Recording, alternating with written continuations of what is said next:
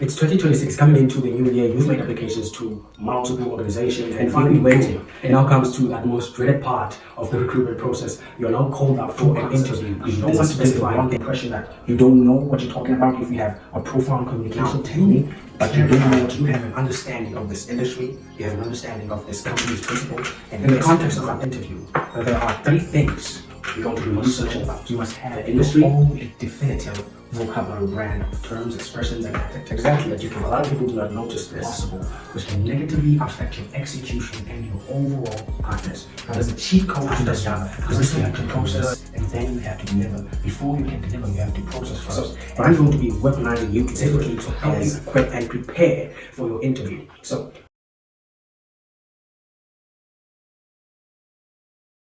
hi. Welcome to Twango Sekhala channel. I'm Twango. Before we begin, I'd like to give a huge shout out to my friend Jason, who's heavily inspired me to create this video. He was my close associate back in the student association I was part of back in 2025. And he did remark that the previous video I had made on communication really assisted him ace this job interview back in summer. So it motivated me to create a specific video specifically for candidates coming into 2026 who managed to secure job interviews and preparing and equipping themselves to master interviews. So please enjoy. So it's 2026 coming into the new year. You've made applications to multiple organizations and you've been waiting, and finally, boom. It now comes to that most dreaded part of the recruitment process. You are now called up for an interview. There's a specified date, time, and place, and now you're stressing about, oh my God, what am I gonna say? What am I gonna do? How am I gonna communicate all of this? Don't stress yourself. I've created this video specifically to help you equip and prepare for your interview. So what I'm going to be weaponizing you today with as a strategy that I use to enhance my overall communication, and I call this the KC balance. So what is the KC balance about? The KC balance. The KC balance. So what is the KC balance about? Essentially, KC balance is about two concepts: knowledge base, sorry about the writing, knowledge base, and communication technique. So basically, the KC balance is about constructing a knowledge base over something and equivalently enhancing your ability to communicate that thing outwardly effectively. So what this is about, it's about cementing your understanding over a content, and for you to be able to deliver that content, that understanding outwardly perfectly, project it outwards for all of us to see it. So it is important for us to have a balance between these two concepts, because you don't want to give the wrong impression that you don't know what you're talking about if you have a profound communication technique, but you don't know what you're talking about. You also don't want to come across as timid when you know what you know, but you cannot speak it out outwardly. So it's important to find a balance between these two things. Think about two students. One has profound and significant knowledge over something, maybe let's say an industry, and the other one is articulate and is able to speak outwardly perfectly. Now, both these abilities are great abilities to possess, and especially in the context of interviews. But think about the third student. This student has both a significant amount of knowledge over this industry and is able to effectively communicate it outwardly, project it at large. Obviously, this third student has an advantage over both of these students because his KC balances. Now, let's talk about how to create a KC balance for ourselves, equipping ourselves for our interviews. First of all, we're going to talk about how to construct a knowledge base. So constructing of knowledge base. So the best way to construct knowledge base is to tap into research. Yes, research. My arch nemesis, research. So, in the context of an interview, there are 3 things you're going to be researching about. The industry, generally, overall, you have to understand the industry. Secondly, you have to understand the organization. You have to research, you have to learn about the organization. And thirdly, you must learn about the position you have applied for. Let's start with the industry.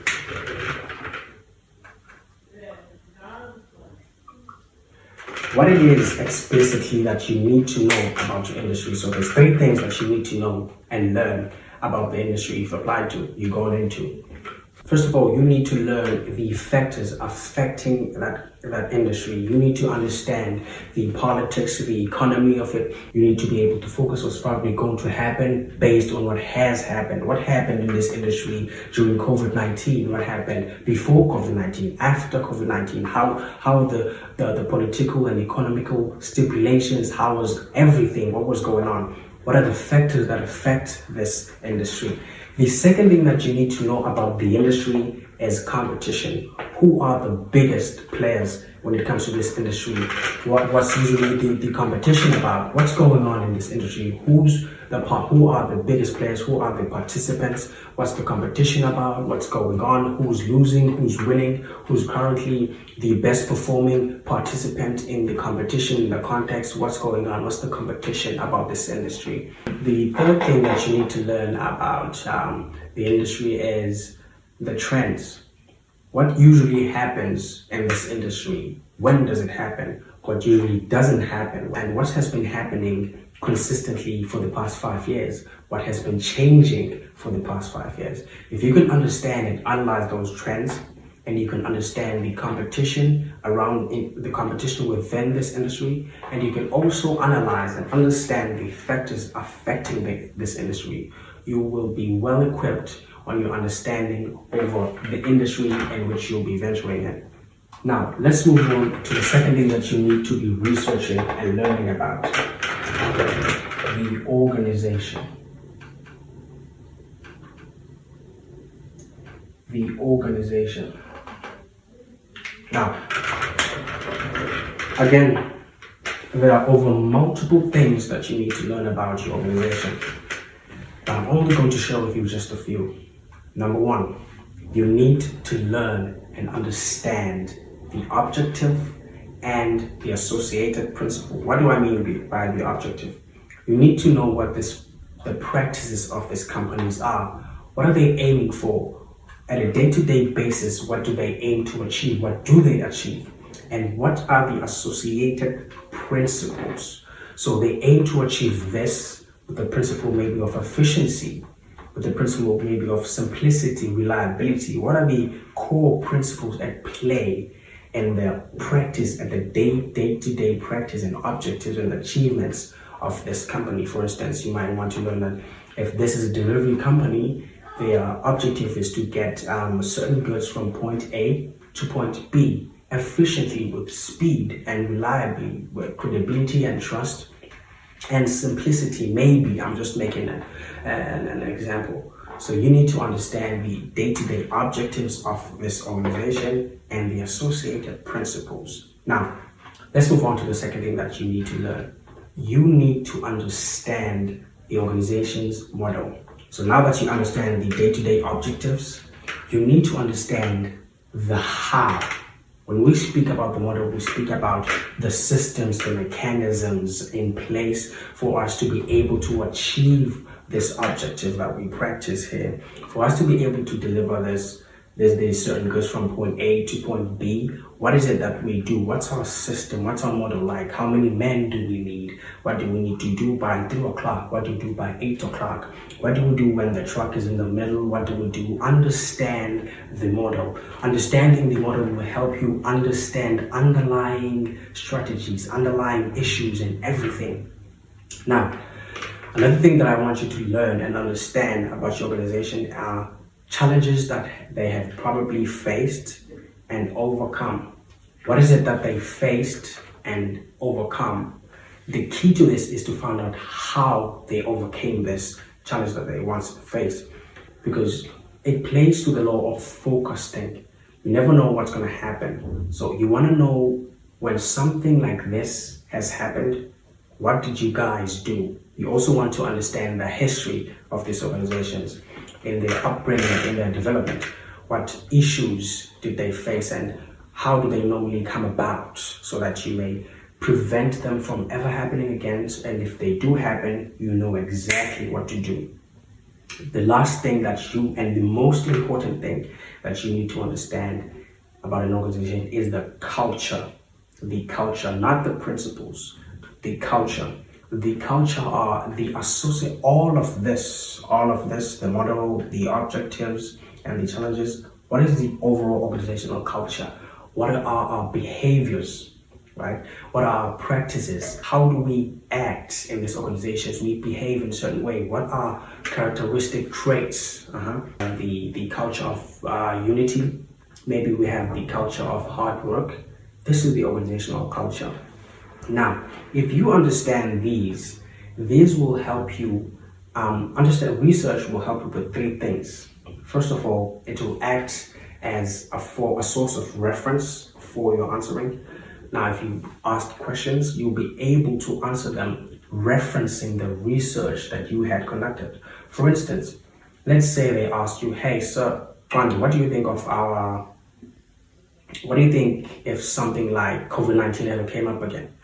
Well, then you just simply reference with the research that you have performed. For instance, you might say, having studied the previous pandemic that the industry faced and the economy faced, it is to my understanding that at times like this, we need to maintain our culture of resistance and do this, and that, just as we did previously in the previous pandemic that attacked us. Now, you clarify that you have an understanding of this industry, you have an understanding of this company's principle, and guess where you got that? You got that from the research. So it's important for you to conduct research. Now, the third thing you need to conduct research in is the position you're applying for. This one is simple and just straightforward.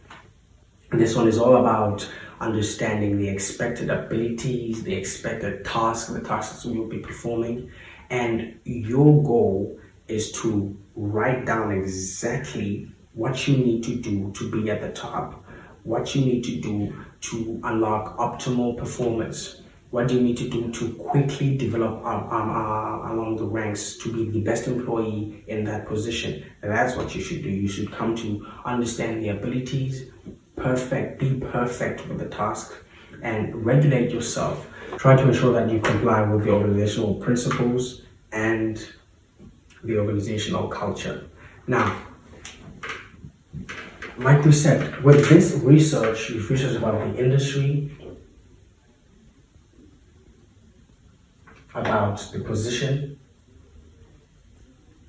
This research will also assist you on another thing that normally we do not notice. It will serve as a blueprint for your questioning. Exactly.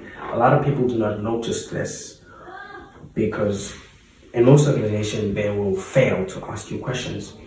Do you have any questions? And so we let this opportunity go by. And if they do ask you, you find yourself uncomfortable because now you feel like you have to answer. You have to ask something, and then you ask something irrelevant.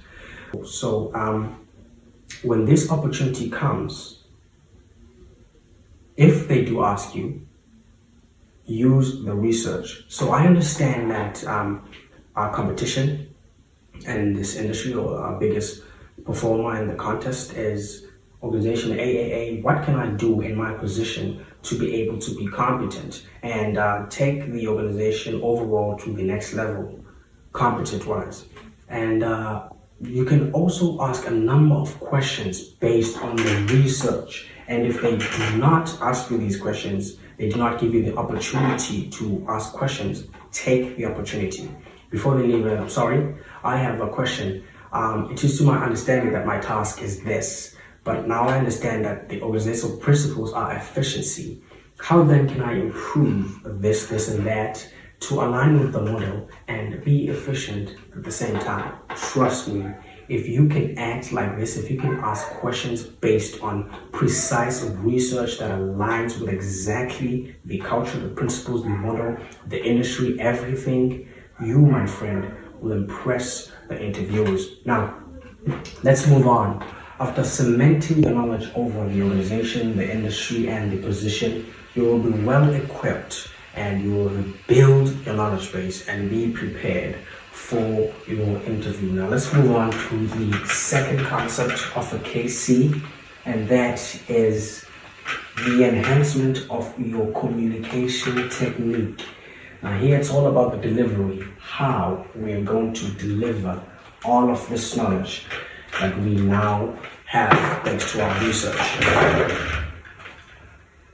Communication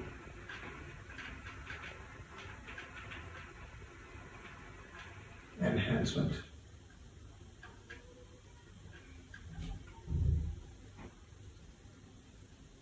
Now, there'll probably be many ways to enhance your communication technique, from vocabulary to your pronunciation, your frequency, your everything, and many more.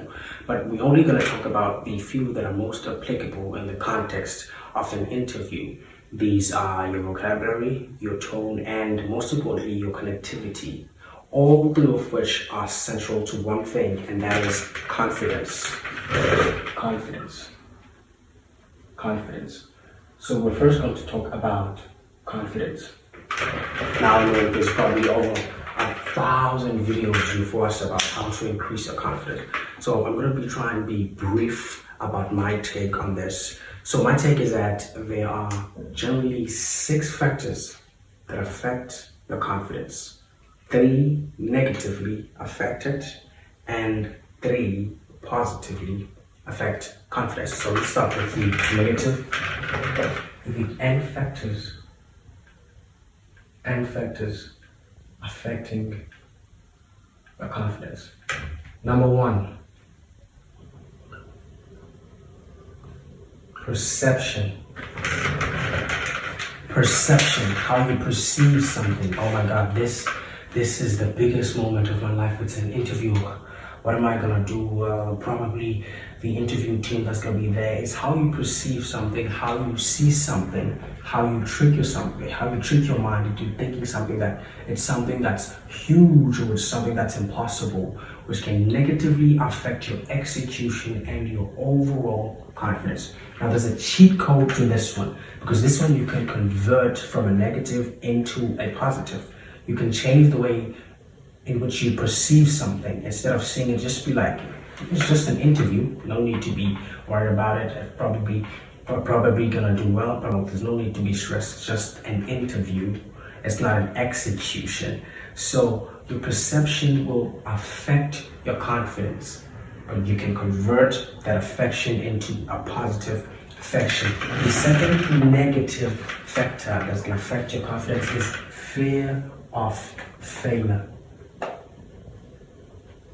Fear of failure. I've never done this before. I'm probably not going to pull this out. There's probably much more competent candidates that are going to ace this interview. I can't do this. I'm not going to show up at all. Now, you don't even show up to the interview because you fear failure. And honestly speaking, it's inevitable that at some point in your life, there's something you're probably going to fail, there's something you're probably going to achieve. So you must come to terms with failure.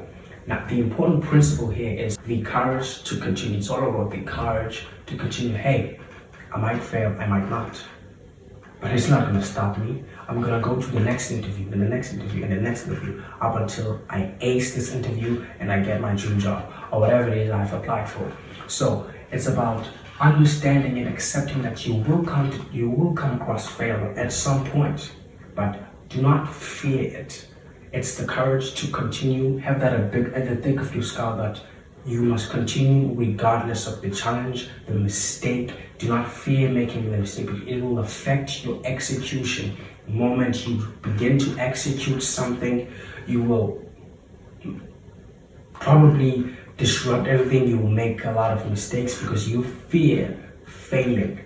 Come to terms and just be yourself, and to go to the interview. You might fail, you might not fail. Just go. So the third negative, and this one is very orientated to the person. It's out of it's internal. It's rather more internal. It's up to your control. It's up to you. This one is a continuous pattern. I'm gonna be honest about this one. A lot of people don't talk about how this affects one's confidence. It's a continuous pattern of rejection, neglection, and criticism. Maybe one has a dark past about a father who left them. Maybe one has a dark past of rejection, and maybe one has almost their entire life faced criticism. They've been facing criticism left and right, from school, from teachers, from friends, maybe even from family members. So it's natural to have confidence and execution problems if you have a dark history of this. And then my take on this one is this one, it's up to you to handle it. In terms of neglection, no one is coming to save you. Rejection does not mean failure.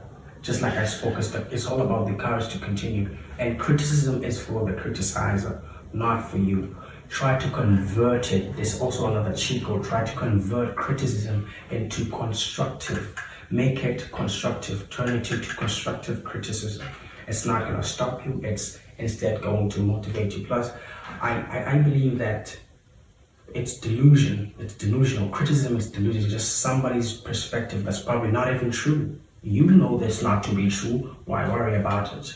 Now, let's move on to the negative factors. To the positive factors that positively affect confidence. These ones are your confidence boosters. These are probably what you should have.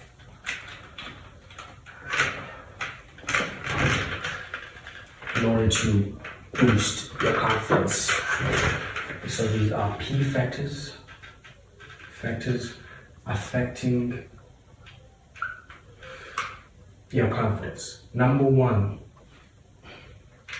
having a commodity to show for, having a skill, a resource, a friend, a partner, anything. If you have something of value to show for, naturally it draws down confidence to you. Because the moment you enter a room, the moment you're in a situation, you just know that these people, they don't know that I have something to show for. The moment you enter that interview room and you see the competitors, that you're like, these people, they don't know that I have a great amount of knowledge through my research. They don't know. Now, if you have a commodity to show for, it naturally means that even in a situation whereby you feel challenged, and even in a situation whereby you lose, you probably know that I'll probably just go back home and enjoy this commodity and probably go sit around and use this knowledge somewhere else. Now it naturally stimulates confidence almost all the time if you have a resource or skill.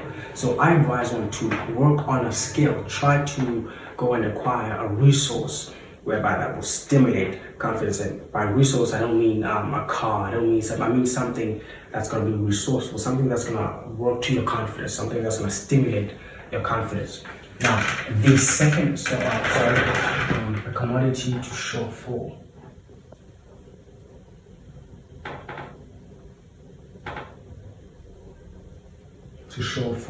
Now, the second positive factor that positively affects your confidence is the concept of internal control. Internal control. Understanding that not everything is within your control. There are some things within your control, and there are some things that are just out of your control. Now, here where this simplifies everything and it works to your confidence, it works to confidence is this way. If I walk in to conduct this interview, I understand that the greatest thing I can control is myself, not the managers, not the HR directors or anything. It's me. It's how I best perform. I outperform my previous version. So I'm gonna try to be at my best version, at my best ever. It doesn't matter if I win or lose, if I ace or if I miss the job. It's all about me. So understanding that it wasn't about winning the game. It was about performing to the best you can. Understanding that the only thing in your control is yourself. And the last factor that positively affects confidence is the establishment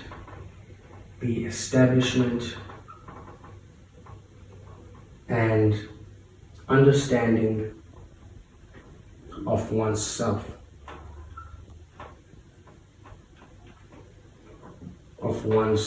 Now,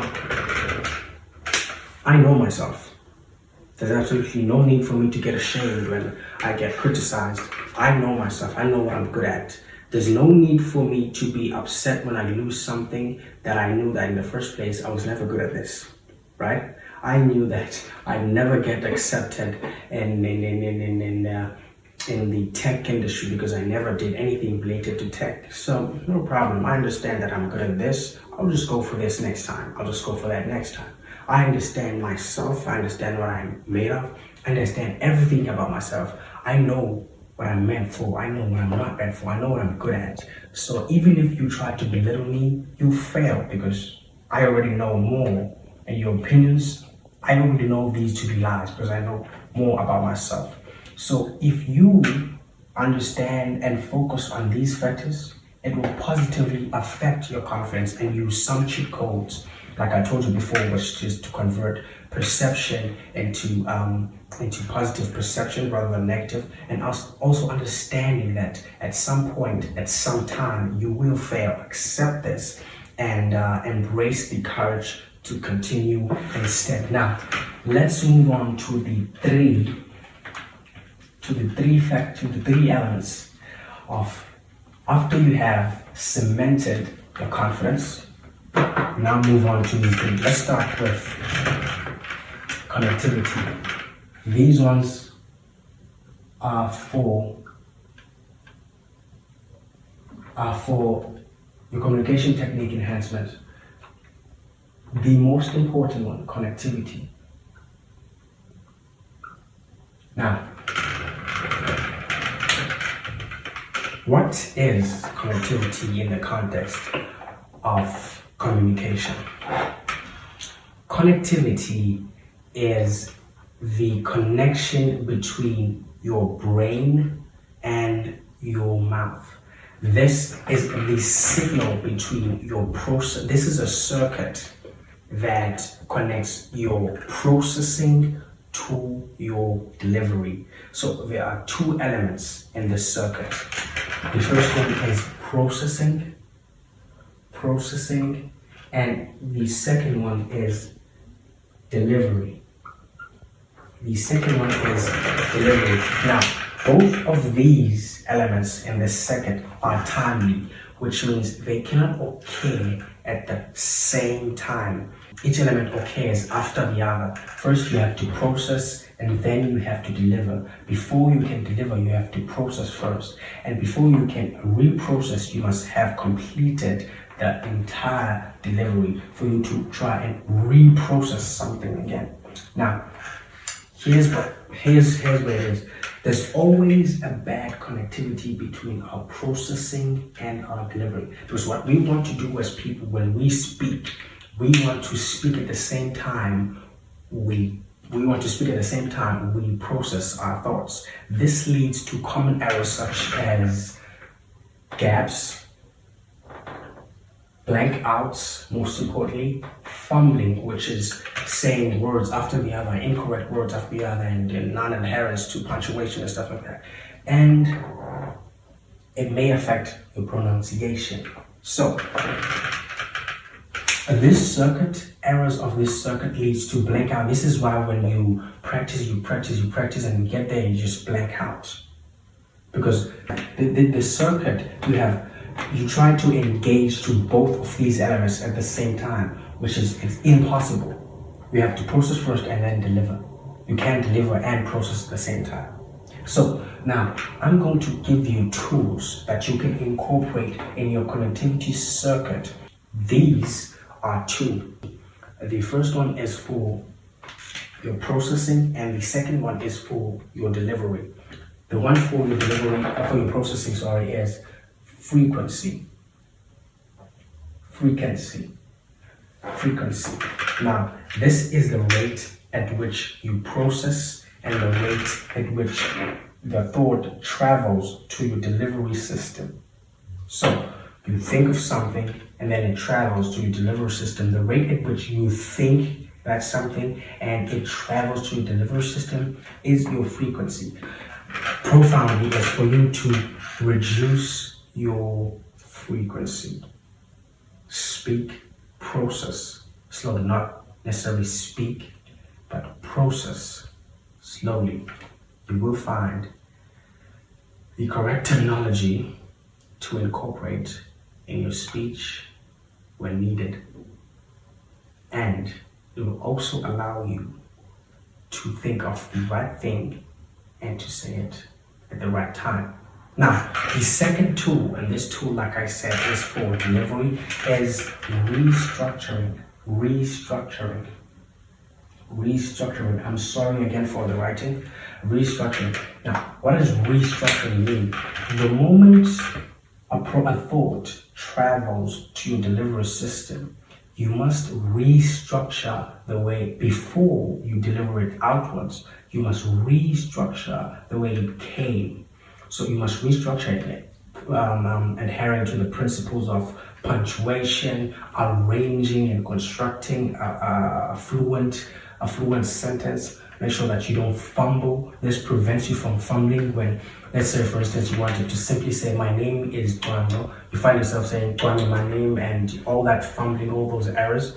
It's because you didn't restructure. You just simply processed. Yes, maybe you did regulate your frequency, but you didn't restructure. When it came here, when it came out, the delivery was poor because it wasn't restructured. So if you use these tools, your connectivity will be smooth. Now let's move on to the next thing. This, by the way, connectivity will assist you in an interview. It will prevent you from blanking out. Now you went there, they ask you a simple question, you blank out. It's because you didn't process. You just skipped to delivery. You wanted to deliver, and the moment you try to deliver, there's nothing there.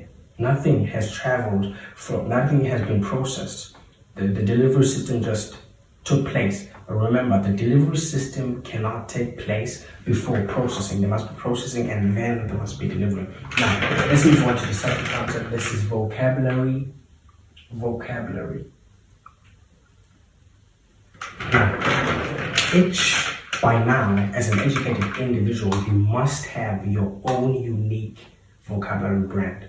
Now, here's how I classify a vocabulary brand. A vocabulary brand is your choice of wording by definition. I explain it this way. It's a basket of the words you choose to incorporate in your speech. Instead of saying this, you say this. Now, here's how you can classify your vocabulary. You classify your vocabulary into 3. You have your terms, you have your expressions, and you have your adjectives. Now, what are terms? Terms are words, singular words, phrases. Now, what are expressions? A chain of terms, a chain of phrases. Your adjectives are your describers. When we speak of terms, we speak of the word maybe say enhance. Let's say cod swallow. My favorite term is cod swallow, and many more. And your expressions include so be it, whatsoever, and your adjectives include good, bad, nice, warm.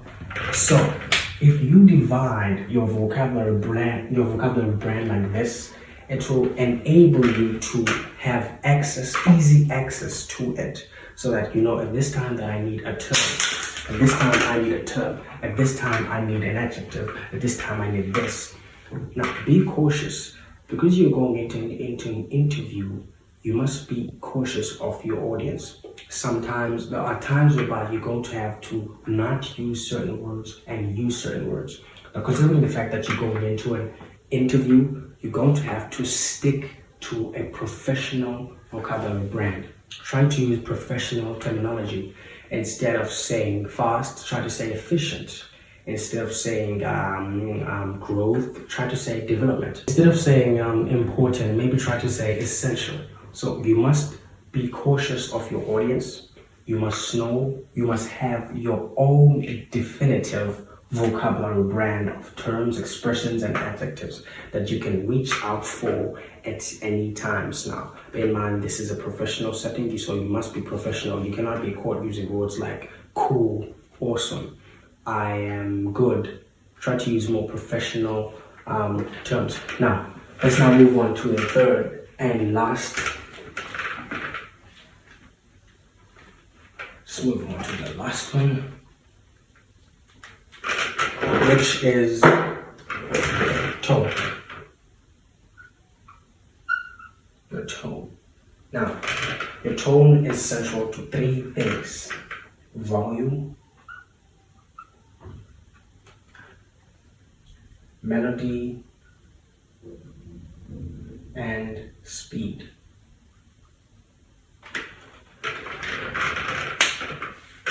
Your volume must be regulated. You don't want to speak in a high volume that makes you seem nervous. You also don't want to speak in a low volume that makes you seem shy. You want to just keep it moderate. A volume whereby anyone can hear you, but not too loud. Secondly, your melody. You don't want to speak like this without any pattern. You don't want to speak without any theme. You want to incorporate a melody and waves in your speech. Sometimes you drop your volume, sometimes you increase the volume. And there must be an emphasis on particular terms. So there must be a way, there must be a pattern in the way that you speak. Incorporate melody in your speech. Now, moving on to speed. Sometimes whereby you require to speak fast, and sometimes speak slow. And some sentences, depending on the importance and the magnitude of that statement, you must be fast. And in some, you must be slow. So you have to regulate your speed. You have to keep it in a pattern form, just like your melody. And that is basically it for the enhancement of your communication technique. Now, if you enhance your communication technique and you have constructed a knowledge base over the industry, the organization, the role you'll be participating, you'll be well equipped for your interview. Now remember, regulate your attitude. Make sure that any event is a learning opportunity. The only thing that you do mostly as a young person is you learn. Be cautious of criticism. There's a large amount of criticism reserved for young people in South Africa, most especially about inexperience. We are young, we are not experienced. So be ready. Be ready for criticism and everything. Try to be as signal as possible. Focus on the goal. Do not focus on anything, your thoughts, your whatever. Everything else is just noise. Focus on the achievement. And remember, you are young, you are energetic. This is the best time of your life. So use it wisely. Thank you and good night.